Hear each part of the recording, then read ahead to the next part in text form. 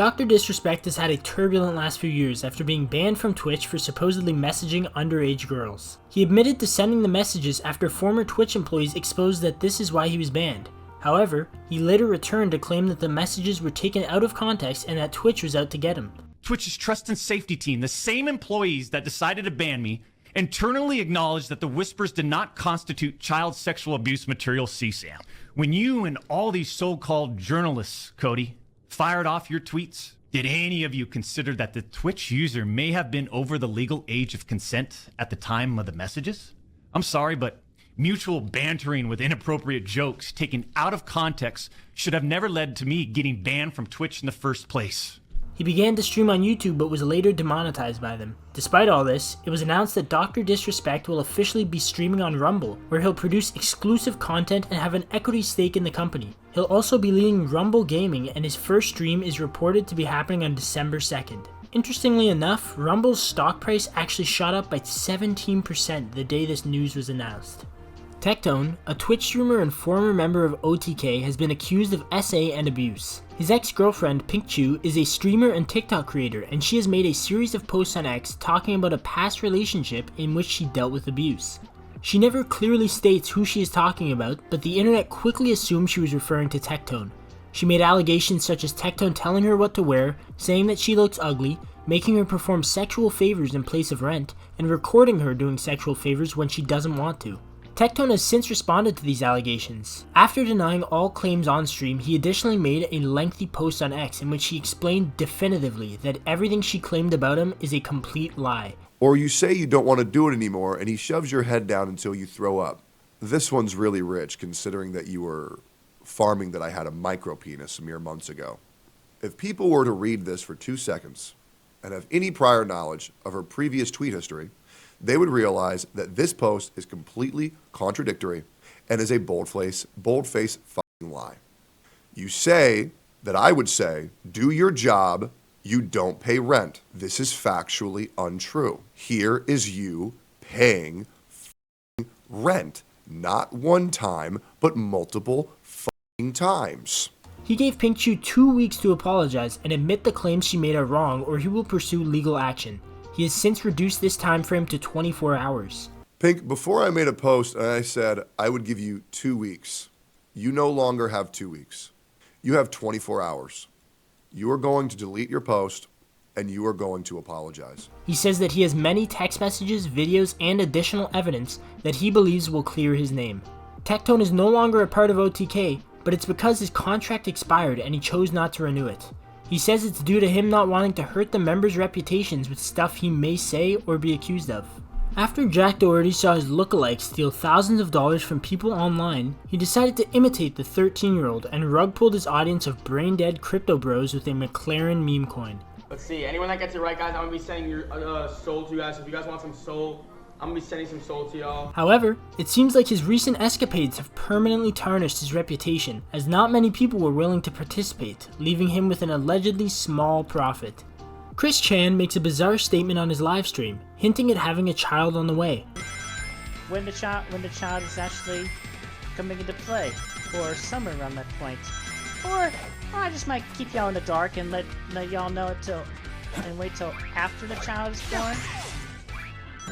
Chris was allegedly spotted visiting his girlfriend Flutter in Finland on 2 separate occasions, which leaves people speculating if the child could have been conceived during that time. Although everything Chris says has to be taken with a grain of salt, people are genuinely concerned that this person could potentially have custody over a child. This is due to Chris Chan allegedly essaying his mentally ill mother, as well as many weird clips of him online. What the f*** is a sonic chew? Autism? A boyfriendless girlfriend? You thought I did what with my mom? You might want to slow your roll, dude. Oh man, you must have been hella drunk. Let's go get some grub at the Fashion Mall food court. You look like you could use it.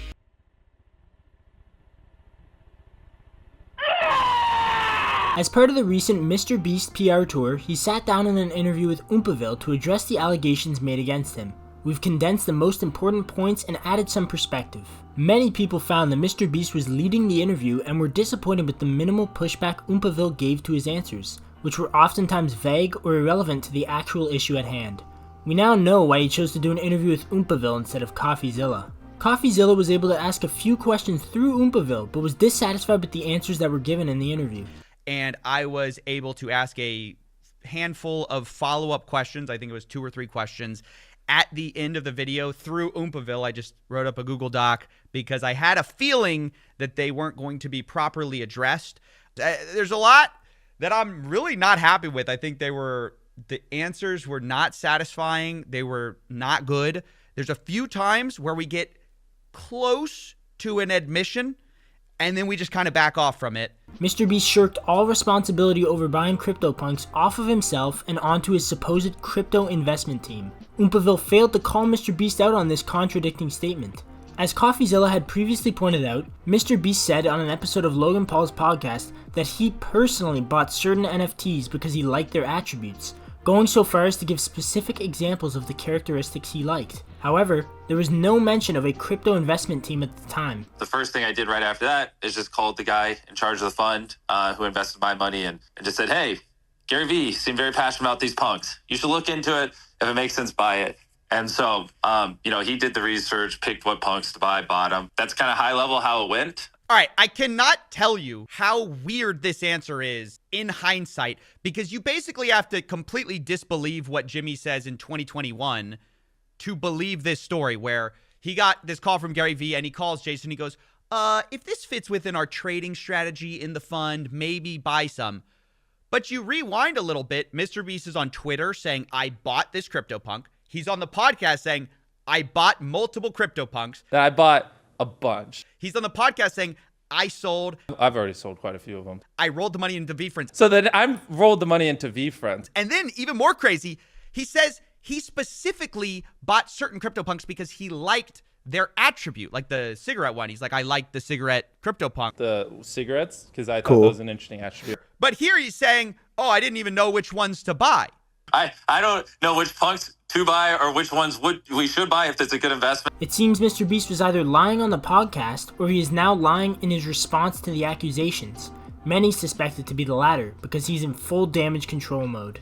On the other hand, Mr. Beast addressed many other allegations and gave clear answers to them. He explained that he didn't make a response to the Dogpack accusations for so long because of the internal investigation into his own company. As well, he said that his chocolate, Feastables, is ethically sourced, that his no doesn't mean no policy was referring to being persistent with businesses he wanted to collaborate with. He admitted to using CGI to edit the before image for a hospital he improved through his philanthropy work. He admitted to accidentally showing the same well twice in another philanthropy video, but that he did, in fact, build all 100 wells as promised. And there are multiple other rumors he put to rest. But the interview also saw Mr. Beast drive himself into a corner. In response to the question of whether or not he would consider suing Dogpack, Mr. Beast replied that every lawyer he has talked to has assured him that his chance of winning the case is almost 100%. He has also collected written statements from advertisers that jump ship, which clearly indicate a loss of income due to the allegations made in Dogpack's video. This begs the question, why has Mr. Beast not sued yet? He denies that he's scared of what might come out about his business practices in Discovery, but as the situation stands currently, that is the only thing that could be holding him back. Around a week after saying he believes he could beat Jake Paul in a boxing match with just 6 months of training, IShowSpeed did some friendly boxing sparring with UFC fighter Dan Hooker, and it's fair to say, he got beat like a kid receiving a spanking.